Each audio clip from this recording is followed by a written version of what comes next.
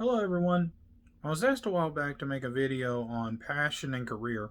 I might not be the most knowledgeable on this subject. It's not an expertise or anything, but it is something that's very important to me. Um, and I'm a firm believer that you should find a career that you are passionate about. Um, there's several different ways to go about this, but you can take the approach I did where you find a passion and then you seek a career in it, or you seek careers and find jobs and that seem interesting and then end up, you know, developing a passion around that. But either way, I think it's very important to be passionate about what you do. God can use almost anything that you do, and that's not really the crucial part. The part is doing the work that your hands love to do. Okay, for me, that's art. And, you know, it's a great driving force in my life. It's a great source of satisfaction and joy. And one of the things, about working is that when you do what your hands love to do, you don't feel as exhausted as you do when you're doing work that is not satisfying to your soul. There was this brief moment in my life where I was able to do nothing but studio work. I just created art, and that's all I did. And I would get up early in the morning, around 5:30, 6 o'clock, so that I could get to my studio early. And I would work, all day making art. I was very prolific. I'd work pretty late. And, it was very rare for me to feel absolutely exhausted. I'm not saying that I didn't, and I burned the candles at both ends sometimes. But whenever you're doing things that you love to do, that just satisfy you, that you're passionate about, it doesn't feel like work, and you do not wear out as easy. Now I really enjoy teaching, and teaching's a passion of mine. I love to teach art. I get to go to work every day or every weekday, and I get to teach people and talk about art, teach art, make art, and it's very satisfying and rewarding. I would say, though, that teaching is a little more exhausting than just doing studio work, just because you're trying to care about people who don't always necessarily care about themselves. And so it's a really strenuous dynamic where you're trying to build a future for people who don't care about their future, that live in the immediate present. And it's a pretty difficult thing sometimes. You go home exhausted every day, but I love my job. I'm excited to get to it every morning, and then by the time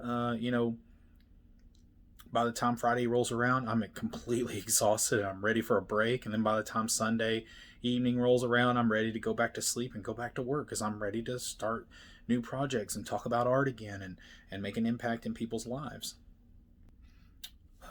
Like I said, like I prefaced in the beginning of this video, there are probably people who can tell you a lot better how to find your passions. I've watched videos before where they actually make a living teaching you how to find your passion. And, I don't know. I'm sure some of them are hucksters, and some of them are legit people. And some of them that I watched seemed really legit. But I can tell you what I did. I went to college, and I was by no means rich, but I worked my way through college, and I took my time with it. There were times when I worked all day and went to school very little, and there were times when I worked less and I went to school more. But I took my time with it, and I took full advantage of my electives. I decided to change my major like 300 bajillion times, and I kept looking for that thing that was right for me. I decided to try drawing class because I was like, well, I like to draw in my sketchbook when I was in high school. And so I decided to try that, and I absolutely fell in love with art. I and there was a time when I thought, maybe I want to be a comic book artist or an illustrator or something like that. But once I saw modern art, my mind was blown, and I knew right away that that's what I wanted to be. I didn't want to be a storyteller. I wanted to be a poet, and so that's what led me to art. All those times creating and learning about creating and being creative and contemplation and design, it actually changed the whole way I see the world around me. I began to see design everywhere. I mean, I became so distracted to the point that it was so enamored with the world that, it would not be unlikely for me to wander off in the middle of the street and almost get run over because I'm just so fascinated with the world around me and the beauty that I see in nature and even in man made designs. I mean, we are made in the image of God and we are created to create. In my opinion, life is too short to do anything but pursuing your passion and serving God. Especially if those two things align, they need to align. You can serve God in any capacity. My dad was a hard worker, and he didn't really see the value in an art degree. But he came to one of my shows one time and saw the vast amount of work that I put into it, and I'm not even sure. I think it might have been one where I'd won some awards or something like that, and he's like, "Wow, you know what? I think I get it now." Like I said, he's a hard worker. I get my work ethic from him, and he didn't really understand it. I think maybe he thought I was trying to goof off and slack off, but then when he saw how serious I was about it, it completely changed his mind. I think God can use art. It speaks to people. It doesn't speak to people, I'll be honest, in the same way that maybe a movie or a popular song does. Those kind of things can change culture. Art's a lot slower and less impactful in that way. It's more meaningful on a personal level, in my opinion. There's just this experience with visual art that you just can't get with anything else. But it still has an impact. It still speaks to people, and God can speak through it. And not only that, but He can give you a platform to speak to others. So that's kind of what I'm doing right now, is trying to start this thing where I open dialogue to artists, and I would love to engage with artists and spread the gospel that way, because it's a missionary field. The arts seem to be one of those areas that Christianity has abandoned and retreated, because a lot of it can get very it can be gross at times, but because of that, we're not being the salt of the earth, and that's why many places like Hollywood are there are so few Christians in that industry. Not only that, it's an act of worship to create art, and I want to do videos where I get deeper into this, but I pray and worship while I'm making art, and it's a really interesting experience because I'm emulating my creator when I'm making art. He's a creator. He made me in his image.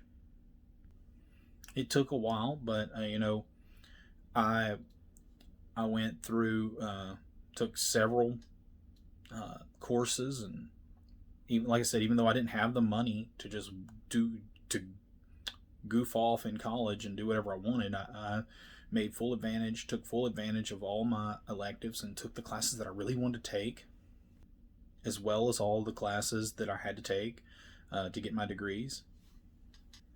Those core classes that you have to take no matter what. And I was seeking and searching and keeping my mind open, and I did find art. I already spoke about how it revolutionized my life, but it's like finding your arm. It's like, oh, this is what I was meant to do.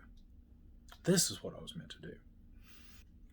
I would just say, as incentive to show you how much it's worth. There was a time when I was an auditor. I've had all kind of jobs. I've done everything from building farm equipment to working on diesel engines to changing tires to working on cattle farms, dairy farms, milked cows. I've worked oil field construction. I've worked in the construction industry. You just about name it, I've done it. I've worked in human resources. I've worked in I was an auditor. Okay. And when I worked at these office jobs, I hated, I did not enjoy my work. I did it, I enjoyed getting paid.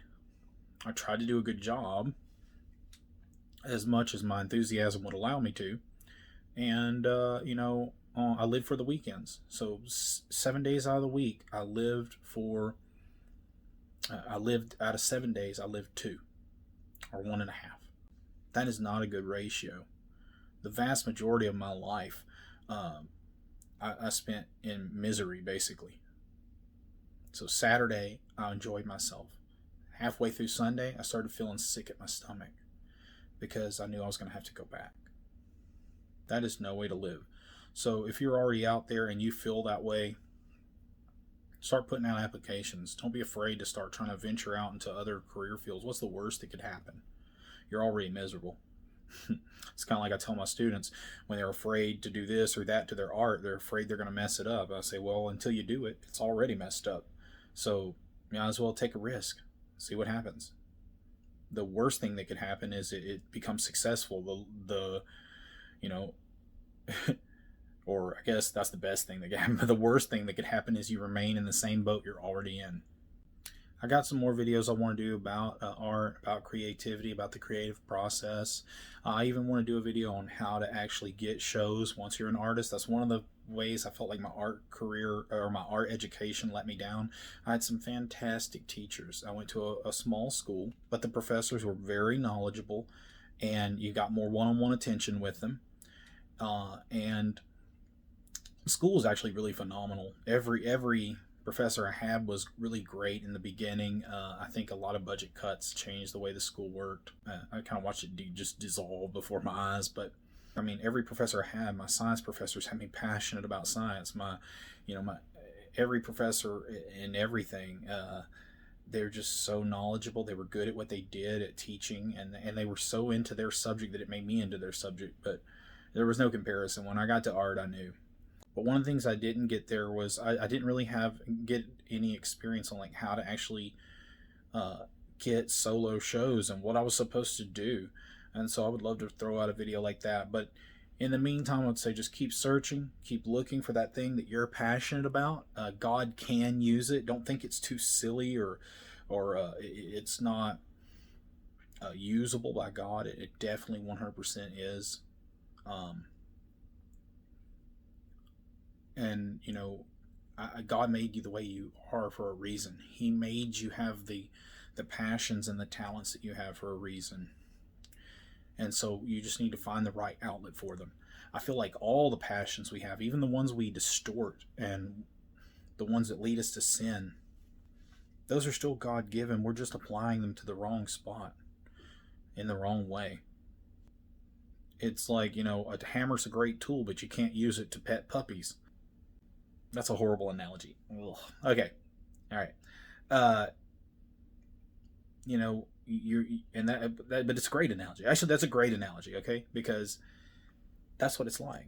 God gives you these great passions and these great attributes, and we distort them with our sin nature. So God can use anything you do. Keep looking. Don't settle for the status quo. Either be passionate about what you do, or keep looking for something else. Okay.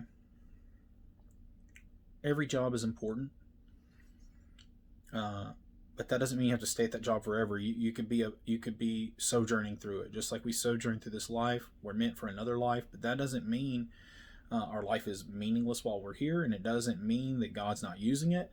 But we do have an eternal home. So keep going after it, and in the meantime, do everything you do as if you're doing it for God. All right, keep looking. Until next time. If you enjoyed this video, please consider liking and subscribing. If you didn't, oh well, like and subscribe anyway.